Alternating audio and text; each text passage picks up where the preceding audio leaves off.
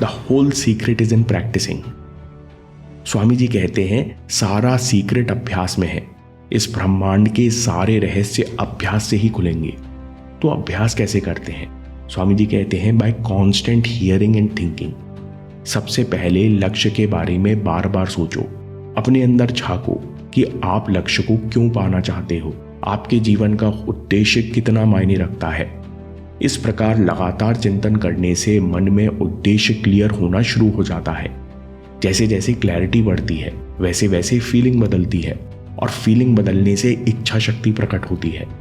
स्वामी जी कहते हैं first feeling appears, then it becomes willing, and from willing appears tremendous force for work. Swami ji कहते हैं इच्छा शक्ति में प्रकट होने से प्रचंड बल पैदा होता है। शरीर का एक एक सेल, एक एक मांसपेशी काम करने के लिए, आगे बढ़ने के लिए प्रेरित हो जाती है। स्वामी जी कहते हैं इस प्रकट हुई शक्ति से केवल लक्ष्य नहीं मिलता बल्कि चरित्र भी बनता है।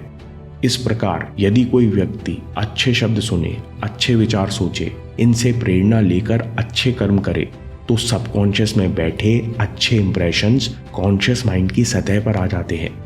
यानी इंसान का मन अच्छे इंप्रेशन से भर जाता है और अब इंसान के अंदर श्रेष्ठ कर्म करने की तीव्र इच्छा पैदा हो जाएगी। Irresistible tendency will rise in him to do good, और उसके द्वारा अपने आप ही अच्छे कर्म होने लगेंगे। By continuous reflex of good thoughts and good actions alone will character be established. जब इस प्रकार अच्छे कर्म करने की टेंडेंसी बढ़ती है तो मन ताकतवर होने लगता है। इंसान अपने आप ही इंद्रियों को नियंत्रित करने लगता है। जब इंद्रियों पर नियंत्रण होता है तो इंसान का चरित्र सुदृढ़, शक्तिशाली हो जाता है। जिसका चरित्र सुदृढ़ है ऐसे इंसान को आप किसी भी स्थिति, किसी भी संगत में छोड़ दीजिए, उसे कोई नुकसान नहीं होगा, वो दूसरों को लाभ ही पहुंचाएगा। केवल ऐसा इंसान ही कर्मयोगी हो सकता है। स्वामी जी कहते हैं सावधान रहो, एक बार उद्देश्य के बारे में सोच पढ़ लेने से इच्छा शक्ति पैदा नहीं होगी, कभी चरित्र नहीं बदलेगा। इसलिए भूल कर भी खाली मत बैठना। लक्ष्य को सतत विजुलाइज करो, आंखों के सामने रखो और आगे बढ़ते चलो।